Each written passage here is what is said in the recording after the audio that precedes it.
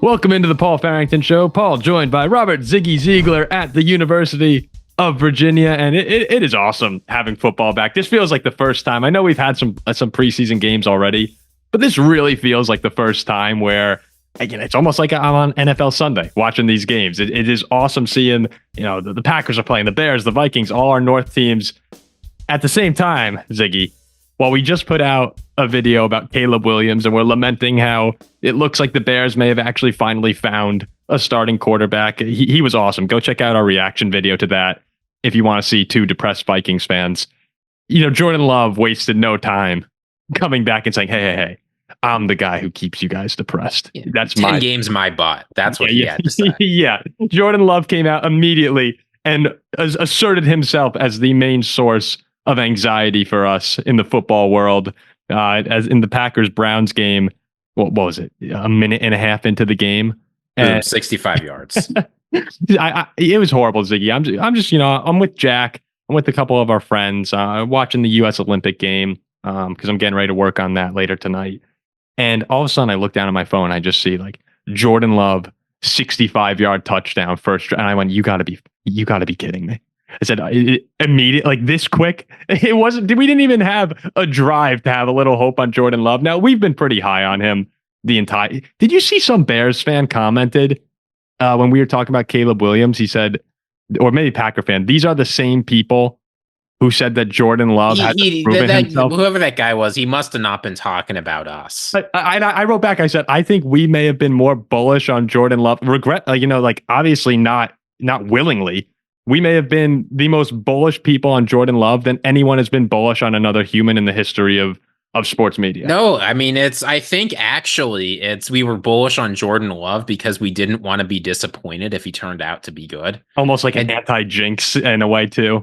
Well, it worked. Clearly, he's good. Yeah. It was just, I was laughing so hard, and we can't really react too much to Jordan Love in this game. You were making me laugh when you said this because he just came in, threw a touchdown pass immediately, a deep touchdown pass immediately, walked off the field, and it was like, all right, I did my job. I'm done here. That's enough preseason for me. So there's really not too many takeaways from Jordan Love other than like, oh, all right, he looks awesome. And just to be clear, this was not a screen pass that a receiver took deep. Dontavion Wicks was 35 yards downfield when Jordan Love uncorked that. 65-yard touchdown. If this is a preview of the season, this is why people watch this show, to see me and you get upset. And I'm working myself into it right now. If this is what the season's going to be like, with Caleb Williams looking awesome, Jordan Love just waltzing onto the field, launching touchdown passes to Wicks or whoever it might be, and then the Lions are probably the best team in the division. I mean, we're not even talking about them because they're just a well-oiled machine at this point. There's nothing to test. Yeah, there's nothing there. Sorry, Lions fans. There's nothing for this episode. We'll have a Viking reaction coming out, and up and down day for JJ McCarthy, but it could have been worse. But overall, if you're a Packer fan, I think you're looking at this game and you're pretty happy because not only was Jordan Love good, but they kind of shut down Cleveland for the most part while the starters were in there. Well, I know Deshaun didn't play. Yeah, well, you say that there's not a lot to say about Jordan Love, and that's true. But that's where the focus is going to be, I think, with the national media. Jordan Love, 65-yard touchdown pass, all of that. The thing that most people in the national media aren't talking about, and I think a lot of casual fans aren't aware of, this Packers defense is not the same one that struggled last year. You've got a new defensive coordinator. We got to see some guys who are either new to the team, right, free agents or rookies, or guys who have been around a year but are trying to take that next step forward. There were a lot of impressive plays on the Packers defense during this game. Again, as you say, the Browns preseason team, maybe not the best opponents, but last year they couldn't stop Bryce Young and the Panthers. Yeah, and it is just preseason. Again, that's one thing I'm going to put out there, just like we did in the Bears video. Guys are sitting, not everyone's playing. It's a different animal from regular season football. But I thought this was a pretty good day for the Packer defense as a whole. And you mentioned that no one's really going to talk about them.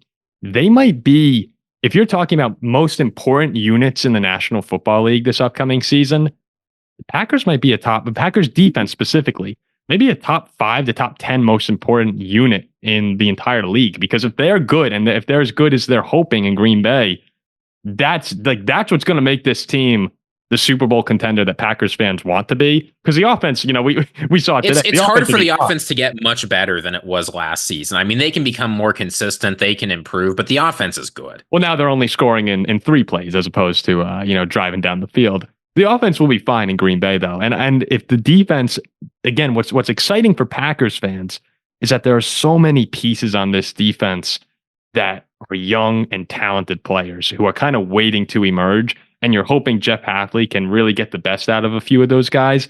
And one of them who was just awesome today was Lukas Van Ness. When the Packers initially drafted him, I think we were kind of making fun of them a little bit. And he had an okay rookie season.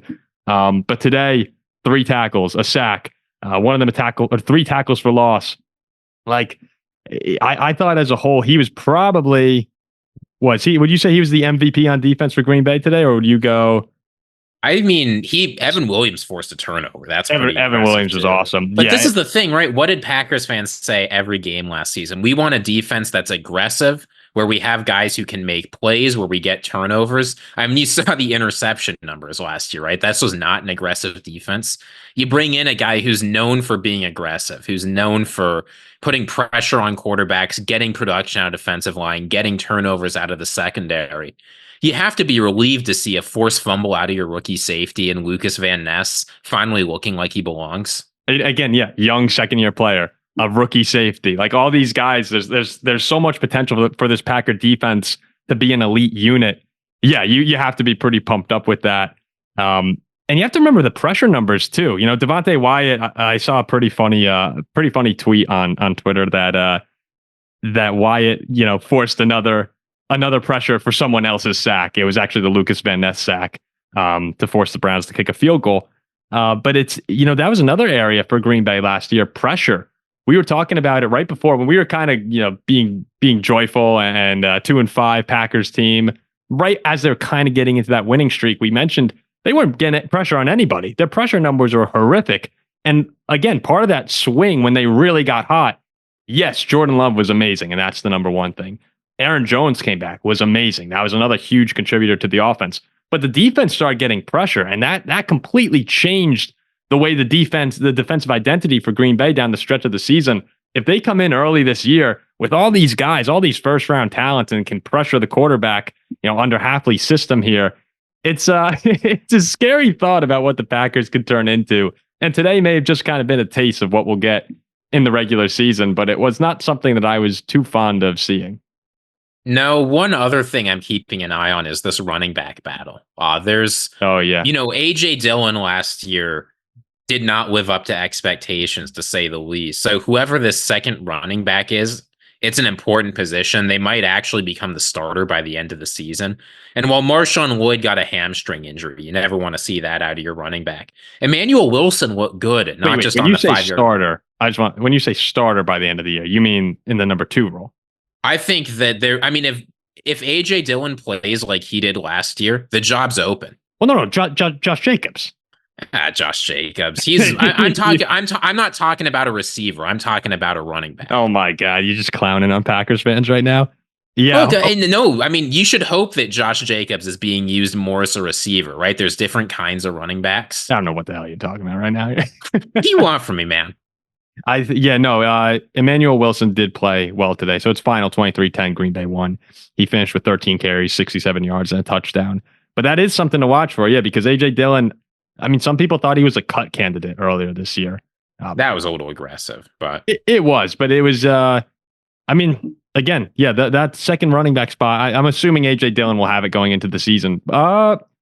Depending on Marshawn Lloyd's injury here. But it'll be fun to watch over the next few preseason games. If, Emmanuel Wilson, there's always a guy, it always seems like there's a running back on teams that kind of breaks out, looks good. It seems like he's going to be the guy for the Packers. I didn't get to catch much of Marshawn Lloyd. It looks like he just had 1 carry for 8 yards here. Yeah. I don't know. Did he get injured?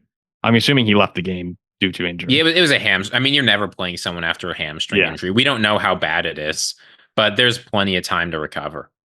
So we'll have to see what winds up happening there. But that'll be something fun for Packers fans to watch over the next few preseason games. What happens with that number 2 running back spot who, Ziggy says might turn into the starter by the end of the season. But overall, I'd say for the Packers, we'll keep this brief today. a great start for them to the preseason. Can't ask for much more from Jordan Love. And then seeing the defense and a lot of those young guys play well in the first real exhibition with Jeff Hafley at defensive coordinator. Again, a lot of guys were out. Jair Alexander's out. Carrington Valentine. Multiple guys along the offensive line. We didn't get to see the rookie Jordan Morgan today, but as we get closer and closer to the regular season, I'm sure the hype train is going to get out of control around the Packers here, and for good reason right now. Because they're going to be competitive. So, well, this is the thing about right now, right? Is we can talk abstractly about the Packers. We don't have to be too crushed by their success at this point because it's just the preseason. Maybe something's going to go wrong before then, and it'll be okay for us. But as we get closer to the regular season, eventually that football's back sort of cheery charm wears off. When that comes, Paul, I mean, we've been talking about some of the Vikings, and we'll talk about a little. Yeah. This could be a long season for you, me, well, and we'll maybe see. Jack. Hey, we'll see. We'll have the Viking reaction coming out. You guys, we'd love it if everyone went over and watched that. We know that everyone here, most people watching this are huge Packers fans. So if you support the channel, it'd be great if you checked out and left a comment. You can even leave some hate mail on JJ McCarthy Vikings videos, but we'll be getting one of those out pretty soon. Yeah, good day to be a Packers fan. Most of them seem to be. Here we go again. That's all I'm thinking, Ziggy. Here we go again. It's going to be a fun season. All right, we'll see you later.